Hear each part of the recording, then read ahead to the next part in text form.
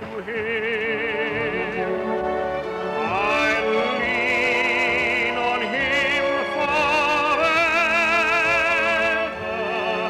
and he'll forsake me never.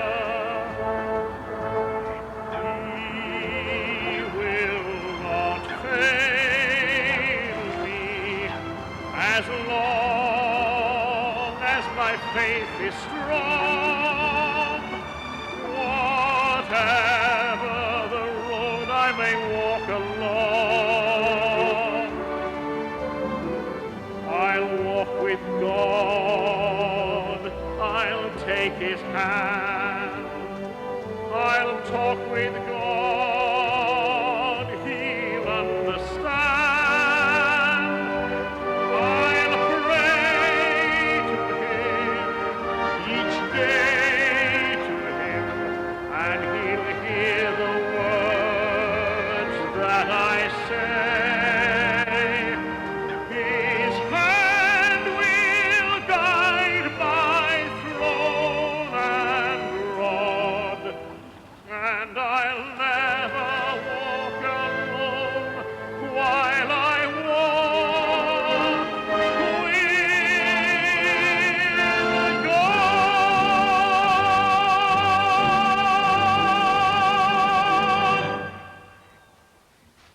All creatures, great and small, share the earth with us, but some of them fall on hard times.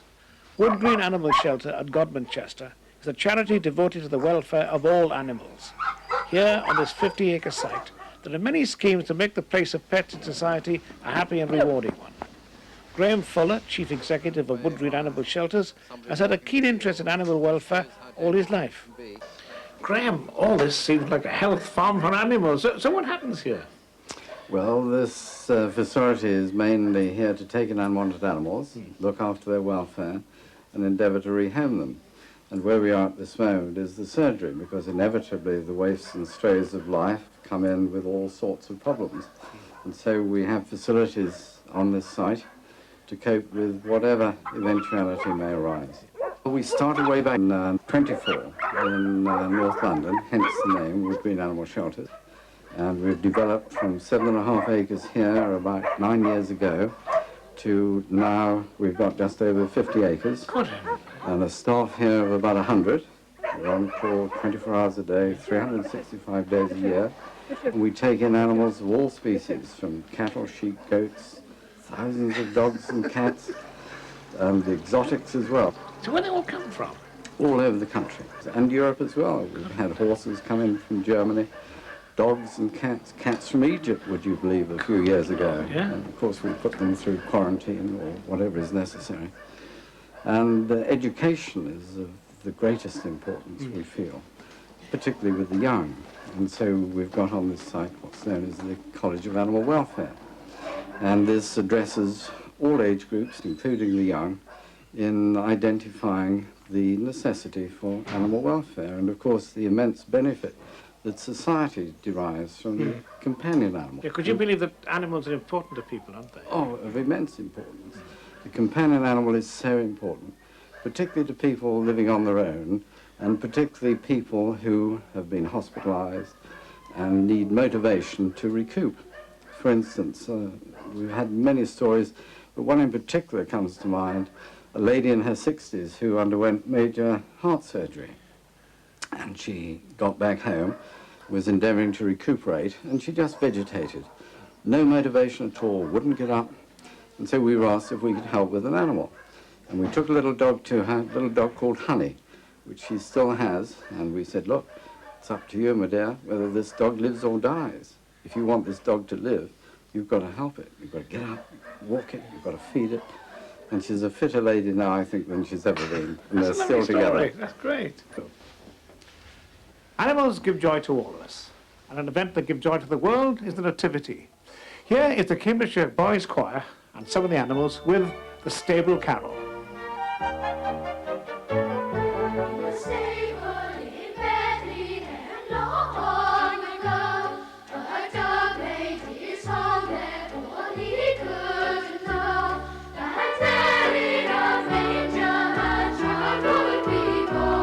Who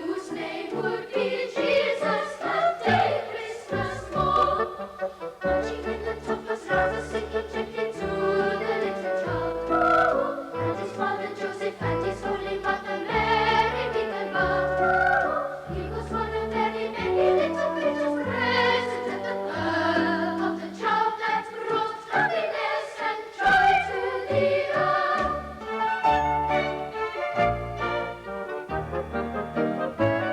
And soon the dawn broke and the birds in the trees burst out into song and the swallows released. Soon close to the manger with red taking flies, to view the babe lie there, the world's joy and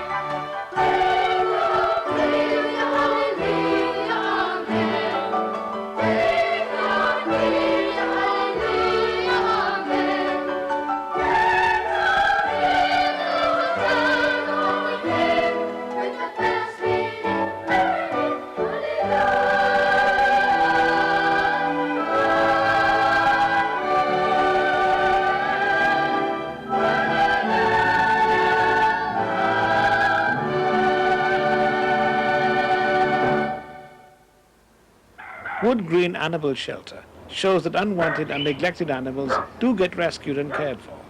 Perhaps some people say we're a nation that pays more attention to animals than people. But many residents of Huntingdon are busy giving their time and talents freely to help others. The Huntingdon Volunteer Bureau is set up to act as a job centre for those with time to share and a desire to care. Chairman of the Bureau's Management Committee is Mike Baker. Mike, what is a volunteer bureau?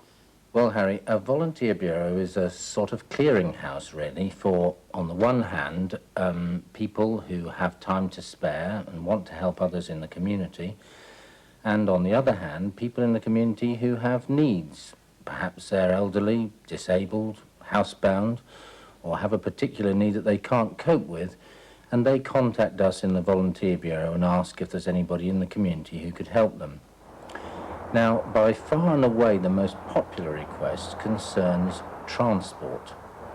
People need transport to get to hospital or to get prescriptions, things like that. And obviously, if the volunteers have cars and the drivers, they're very useful to us. Sometimes, though, the transport is taking people out in wheelchairs, perhaps to do their shopping, perhaps to collect prescriptions, that sort of thing. And I remember one incident last summer in particular where two of our younger volunteers took a lady out to do her shopping, and the delight on her face when she'd been shopping, she'd been into Huntingdon for the first time for 5 years. And it was thrilling to see that. But that was a reward in itself for the people who helped her to do that. And the young people were as thrilled as she was about the experience. There's another group of people here who are able to help others in a very special way. They are members of the Mothers' Union, part of the Anglican Church. The local diocesan president is Jean White. Jean, if you hear about somebody who is having a particularly bad time, what does the Mothers' Union do? Well, the Mothers' Union has a lot of things that they do for people who are indisposed or having a bad time, but particularly we would introduce them to the Emergency Prayer Circle. This is a group of intercessors who are prepared to pray for people who are in distress. In our diocese, we have two conveners, one in the north and one in the south. We phone her and tell her about the person who's in need, and she will get 4 bearers to pray for that person for a fortnight. Now, you may wonder why we call them bearers, but it's because of the story in the Bible when the 4 friends took the paralyzed man to Jesus. And they were so determined to get him to Jesus that they even let him down through a roof to Jesus' feet. And we feel that the 4 bearers are persisting in their prayer to bring the cause to the feet of our Lord. Have you any idea if the prayers do any good? Well, we don't have very much feedback, of course, but in the Mothers' Union, in the words of the old hymn, the voice of prayer is never silent.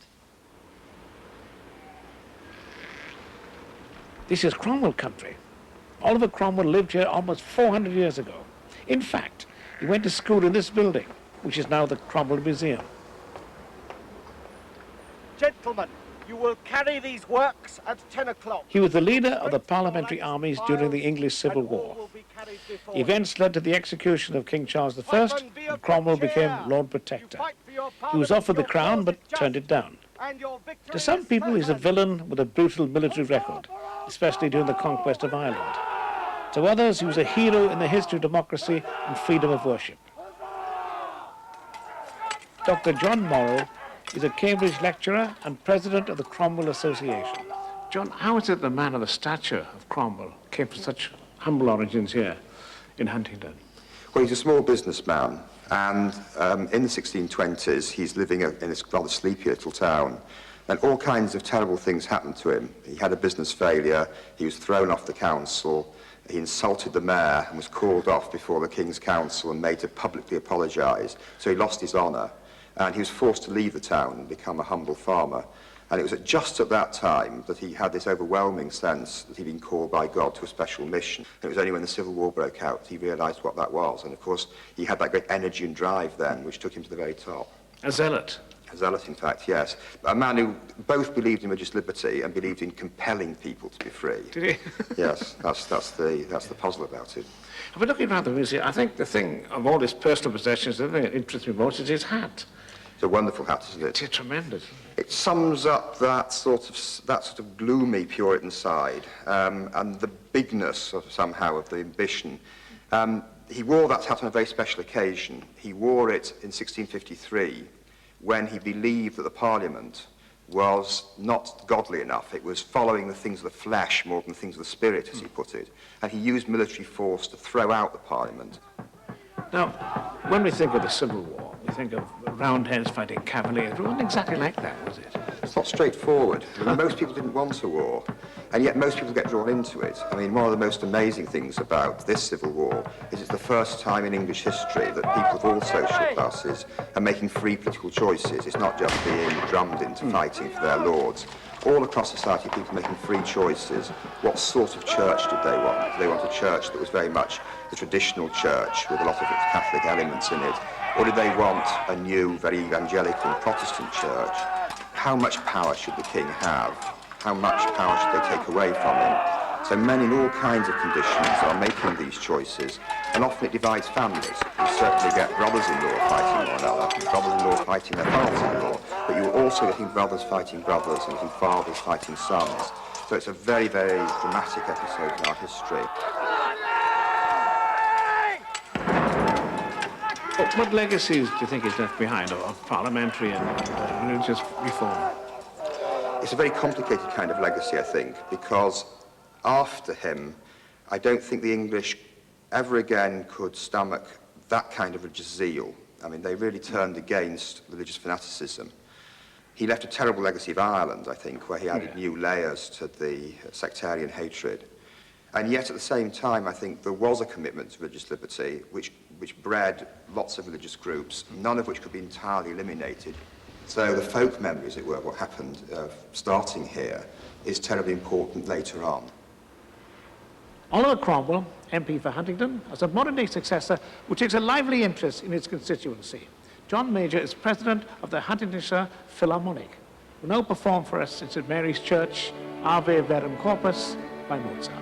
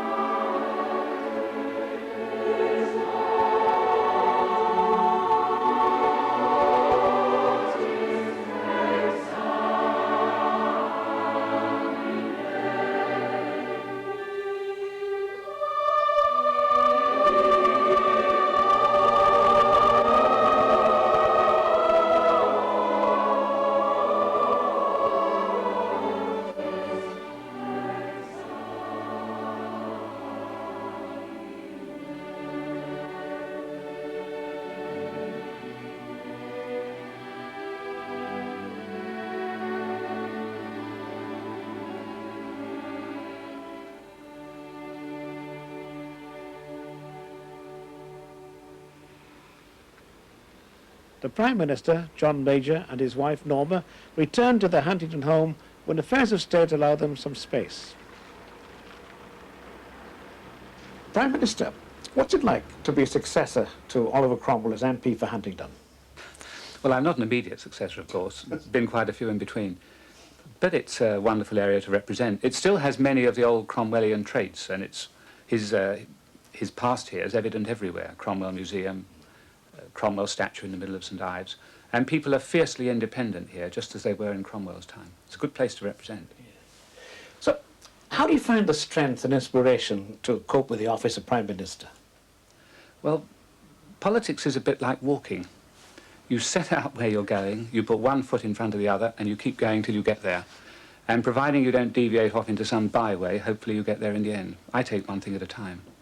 Mrs. Major, now, you're a very busy lady. How do you manage to find time to cope with official duties and running a home and being a mother? Well, it's not easy, but the way we live hasn't changed a great deal since John became Prime Minister. We've been living much the same pattern of life for the last 4 or 5 years, I suppose. Children see a little bit less of me, perhaps. How do they cope with it? They're wonderful. They're absolutely marvellous. They couldn't have been more cooperative. Right. Now, when you were a young lad, you were very athletic, and cricket was your favourite sport, wasn't it? Was and is. It still is.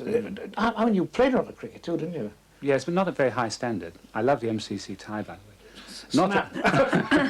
Not at a very high standard. I enjoyed my cricket. I picked up a bat almost as soon as I can walk, just instinctively, and a ball too, and I've had immense pleasure both playing cricket when I was younger and watching it now. Now, you both share a love of music. Your daughter Elizabeth plays the clarinet, I believe. Yes. And you did a very successful biography of Joan Sutherland. So I presume you both like opera? Very much. Maybe I enjoy it rather more than John. Norma taught me opera. I'm a newcomer. But life would be pretty empty without it. My little offering tonight, to finish off with, is from Turandot. It's None Shall Sleep. And I'm not as tall as Pavarotti or as fat, but I'll do my best with it. It'll be Thanks great. for talking to me. Thanks very much, Thank you, Harry. Harry. Nessun dorma, nessun dorma. Tu pure, o principessa, nella tua fredda stanza, guardi le stelle che tremano d'amore e di speranza. Il mio mistero è chiuso in me, il nome mio nessun saprà, no, no, sulla tua bocca lo dirò, quando la luce splenderà.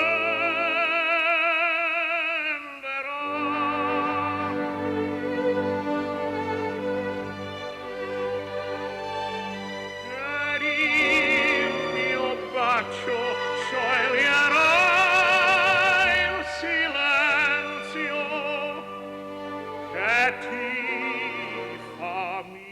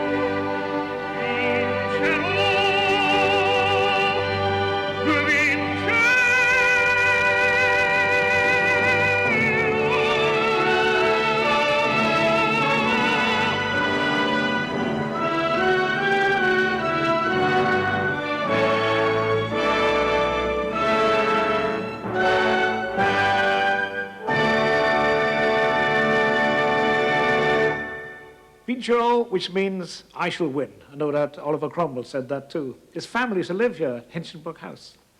Well, that's all from Huntingdon. Next week, Highway goes to the Central Highlands of Scotland, to Fort William. See you then.